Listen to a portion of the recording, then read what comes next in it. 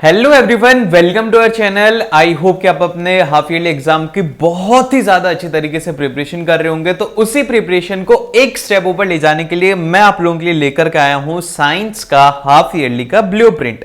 अब बेसिकली ये क्या है, इसमें हम लोग बात करेंगे कि आपके एग्जाम के अंदर किस तरीके के क्वेश्चन आएंगे और ऐसे कौन से टॉपिक है जिनके ऊपर आपको ज्यादा फोकस करना। अभी ज्यादा लंबा वीडियो नहीं होगा, लेकिन इस वीडियो के अंदर जो मैं आपको पॉइंट बताऊंगा उससे अगर आप एग्जाम के अंदर 60 स्कोर कर रहे हो तो वो बढ़कर के 70 हो सकता है। ये नहीं बोलूंगा कि 60 से सीधा 80 चले जाओगे, तो आपकी मेहनत के ऊपर डिपेंड करेगा, लेकिन मैं आपको तरीका दे दूंगा कि आपको किस तरीके से प्रिपरेशन करनी है। अभी आपके हाफ ईयरली चल रहे, फिर इसके बाद में फाइनल होंगे, तो उसमें भी आपको इसी तरीके से प्रिपरेशन अपनी करनी है। तो देखो, सबसे फर्स्ट हम लोग बात करते हैं कि आपके साइंस के अंदर 3 पार्ट्स के अंदर डिवाइडेड है। फिजिक्स हो गया, केमिस्ट्री हो गया और बायोलॉजी हो गया।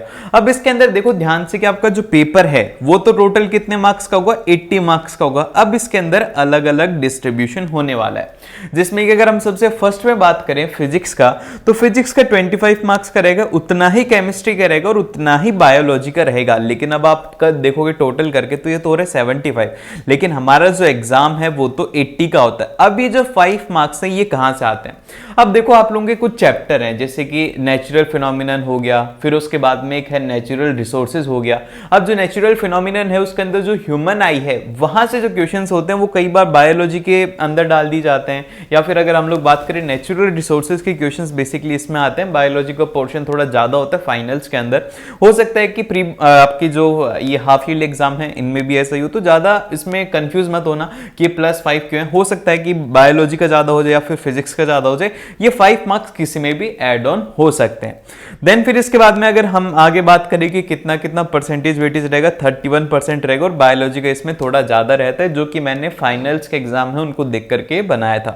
हो सकता है कि आपके कुछ स्कूल्स के अंदर जैसे कि नेचुरल रिसोर्सेज है वो हाफ ईयरली में करवा दी हो, कुछ स्कूल्स है जिनके अंदर नहीं करवाया गया होगा, तो सिलेबस थोड़ा थोड़ा डिफर हो सकता है। और एक बात यहां पर ध्यान से ये रखना कि जो आप लोग के हाफ ईयरली के एग्जाम है, या फिर कुछ लोग बोल रहे हैं टर्म 1 के जो एग्जाम है, इनको सीबीएसई कंडक्ट नहीं करवाता है। इनको जो कंडक्ट करवाते हैं वो करवाते हैं आपके रेस्पेक्टिव स्कूल्स। जिस स्कूल के अंदर आप स्टडी कर रहे हो वही इन एग्जाम को कंडक्ट करवाते हैं, वहीं पे ही कॉपियां चेक होती हैं और फाइनल के अंदर जो वेटेज है आपके पूरे इस साल का वो 20% रहता है और जो बचा हुआ 80% है वो फाइनल होता है। ठीक है, समझ रहे हो मेरी बात?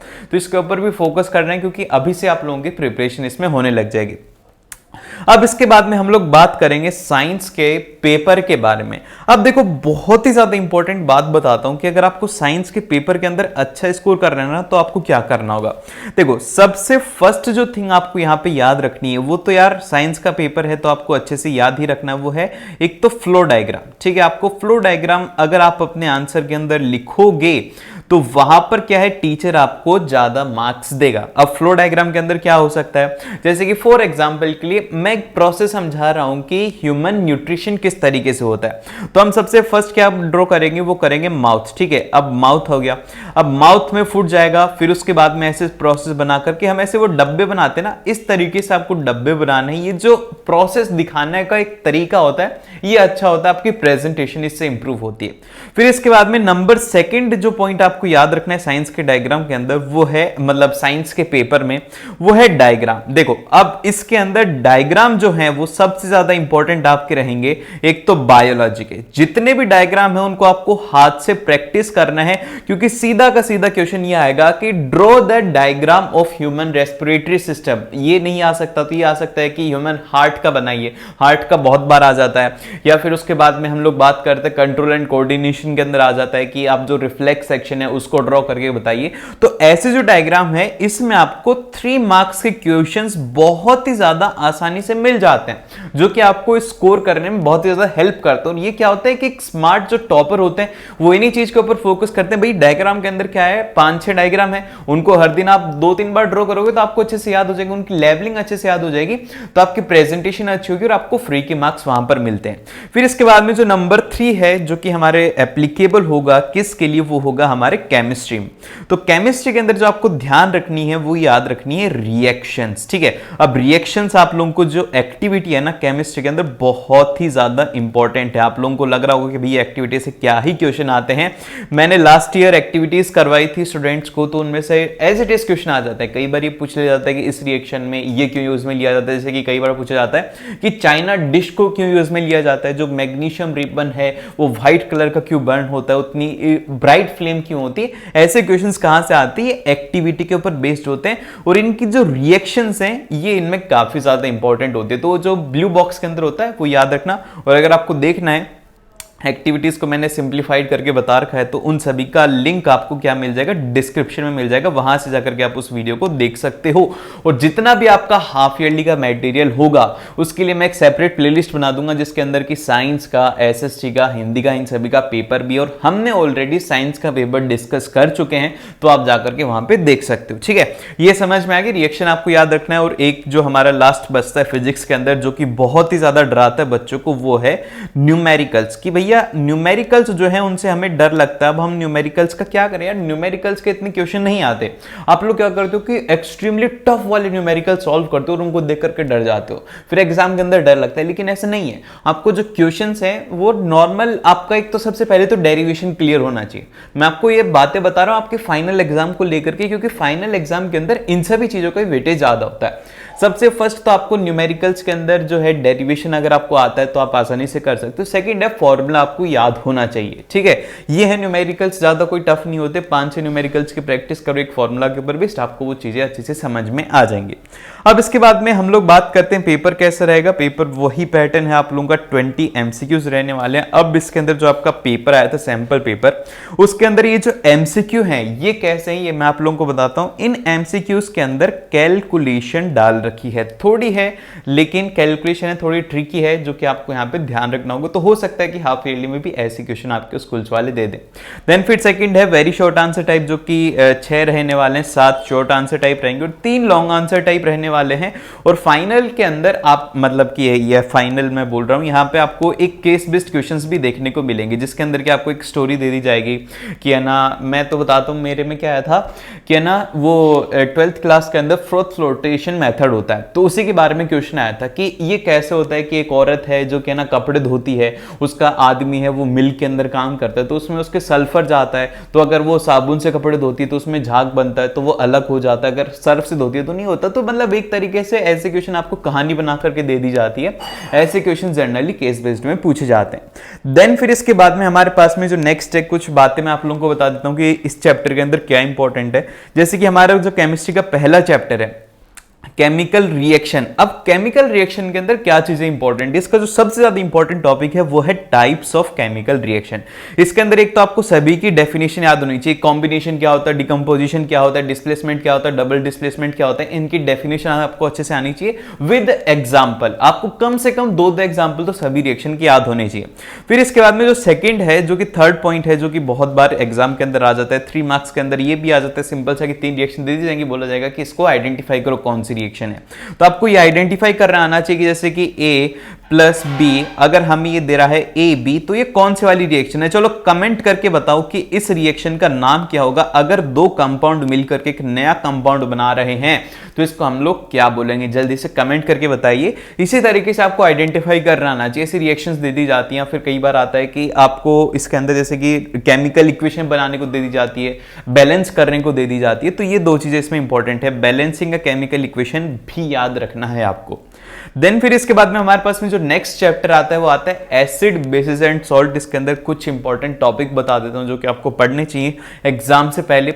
वो है एक तो पीएच, ठीक है। आपको पीएच के बारे में अच्छे से नॉलेज होना चाहिए कि पीएच क्या होती है, पीएच कहां से लेकर के कहां तक होती है, H+ के आयन से क्या होता है, O- के आयन से क्या होता है, एसिड किस तरीके से रिएक्ट करते हैं, बेसिस किस तरीके से रिएक्ट करते हैं, एसिड मेटल के साथ में कैसे रिएक्ट करते हैं, मेटल हाइड्रोक्साइड के साथ में कैसे रिएक्ट करते हैं, अगर जैसे कि कार्बोनेट है, कार्बोनेट के साथ में क्या बनाते हैं, हैं, कौन सी गैस रिलीज होती है। जैसे कि जो मेटल्स हैं वो क्या करते हैं, मेटल प्लस एसिड होता है तो यहां पर एक गैस निकलती है जो कि H2 होता है, इसको हम लोग कैसे चेक करेंगे। तो ये सब चीजें आपको एक्टिविटीज के अंदर मिलेंगे और एक्टिविटी बेस्ड क्वेश्चंस केमिस्ट्री में ज्यादातर पूछे जाते हैं। और फिर इसके बाद में अगर हम लोग बात करें सॉल्ट का, तो सॉल्ट के अंदर आप लोगों को याद रखनी है, जैसे कि इसके अंदर बहुत सारे सॉल्ट है, सोडियम हाइड्रोक्साइड हो गया, ब्लीचिंग पाउडर हो गया, बेकिंग सोडा हो गया। तो इसके अंदर एक तो सबसे फर्स्ट आपको इनकी प्रिपरेशन रिएक्शन याद रखनी है कि इनको किस से प्रिपेयर किया जाता है और क्या इनकी रिएक्शन है। एंड एक और बात यहां पर याद रखना कि इनका जो मॉलिक्यूलर फॉर्मूला है वो क्या होगा, ठीक है। मॉलिक्यूलर जो फॉर्मूला है, जैसे कि हम बात करें Na मतलब सोडियम हाइड्रोक्साइड, तो इसका मॉलिक्यूलर फॉर्मूला है NaOH। तो इसी तरीके से आपको इनके मॉलिक्यूलर फॉर्मूला याद होने चाहिए। फिर सेकंड आपको याद होना चाहिए कि ये जैसे कि सोडियम हाइड्रोक्साइड है तो इसका हम लोग कहां कहां पर यूज में लेते हैं, जैसे कि इसको इंडस्ट्रीज के अंदर यूज में लिया जाता है। और फिर थर्ड है कि आपको इसकी प्रॉपर्टीज याद रखनी कि क्या इसकी प्रॉपर्टीज है जिसकी वजह से इसको यूज में लिया जाता है, या फिर इसके एप्लीकेशन हो गया वो आपको पता होना चाहिए। देन फिर इसके बाद में हम लोग नेक्स्ट आते हैं लाइफ प्रोसेस के ऊपर। अब जो लाइफ प्रोसेस है पूरा ही चैप्टर इंपॉर्टेंट है, लेकिन मैंने जैसे कि आपको कहा कि बायो के अंदर आपको डायग्राम को अच्छे से याद रखना है और जो प्रोसेस है उसको अच्छे से याद रखना है। फ्लो डायग्राम के अंदर आपका प्रेजेंटेशन इसमें बहुत ही ज्यादा इंपॉर्टेंट रहने वाला है। देन फिर इसके बाद में हमारे पास में जो नेक्स्ट आता है कंट्रोल एंड कोऑर्डिनेशन, जो कि प्लांट्स के अंदर और एनिमल के अंदर होता है। अब ये जो है इस चैप्टर के अंदर आपको मैं बताता हूं कि आपको क्या चीजें सबसे ज्यादा इंपॉर्टेंट है जिसके अंदर की स्टूडेंट को डर लगता है, वो है हमारा नर्वस सिस्टम। देखो नर्वस सिस्टम के नाम से बच्चे नर्वस हो जाते हैं क्योंकि इससे रिलेटेड क्वेश्चंस काफी ज्यादा बनते हैं। इससे कई बार होता है केस बेस्ड भी बन जाता है, इससे होता है लॉन्ग आंसर भी बन जाता है। तो आपको इसके अंदर एक तो इसका फ्लो डायग्राम याद होना चाहिए, फिर सेकंड है कि आपको इसकी फंक्शनिंग पता होना चाहिए कि किस तरीके से नर्वस सिस्टम वर्क करता है, ब्रेकडाउन क्या होता है, ये सब चीजें पता होना चाहिए। और लास्ट के अंदर आपको पता होना चाहिए रिफ्लेक्स सेक्शन के ऊपर सीधे क्वेश्चन आ जाते हैं। और ये मैंने चैप्टर सभी के सभी डिटेल के अंदर पढ़ा रखे, जैसे कि आपको कंट्रोल एंड कोऑर्डिनेशन पढ़ना है तो आपको सिंपल देखना है control and coordination by success का रनवे, तो आपको वहां पर वो वीडियो मिल जाएगा। एंड फिर इसके बाद में हमारा जो फिजिक्स है, फिजिक्स के अंदर वही चीजें हैं। एक तो आपको यहां पे याद रखना है डेरिवेशन। अब जैसे कि डेरिवेशन किसका याद रखना है, अगर आप लोग की इलेक्ट्रिसिटी, कुछ लोगों की इलेक्ट्रिसिटी था, मेरे को आज भी याद है मेरे हाफ ईयर एग्जाम के अंदर इलेक्ट्रिसिटी था, फिर उसके बाद में हमारे वहां पे लाइट चैप्टर स्टार्ट हुआ था। तो अभी इसके अंदर डेरिवेशन के अंदर क्या आ सकता है, अब अगर मैं बात करूं उसके अंदर आ जाएगा कि भैया सीरीज के अंदर बताओ कि सीरीज का फॉर्मूला बताओ कि जो आर इक्विवेलेंट होता है वो R1 प्लस R2 कैसे होता है, ठीक है, ये आपको प्रूव करना होगा। या फिर आपके लेंस फॉर्मूला के अंदर आ सकते हैं कि भैया लेंस फॉर्मूला डिराइव करो, मिरर फॉर्मूला डिराइव करो, तो ये क्वेश्चन आ जाते हैं।